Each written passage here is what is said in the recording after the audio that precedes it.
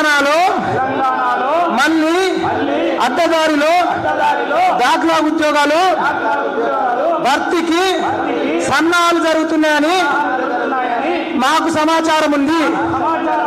కాబట్టి వెంటనే అట్లాంటి అక్రమార్కులను హెచ్చరించి అడ్డదారిలో బ్యాక్లాగ్ జాబులు అమ్ముకోకుండా చూడాలని ఈ ప్రభుత్వాన్ని విజ్ఞప్తి చేస్తున్నాం.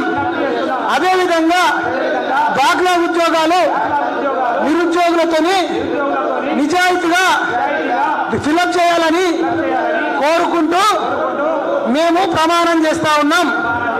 చేయని ఎడల భవిష్యత్తులో నిరుద్యోగులతో భారీ బహిరంగ సభలు పెట్టి అడ్డుకుంటామని ఈ ప్రభుత్వాన్ని హెచ్చరిస్తా ఉన్నాం. జై తెలంగాణ.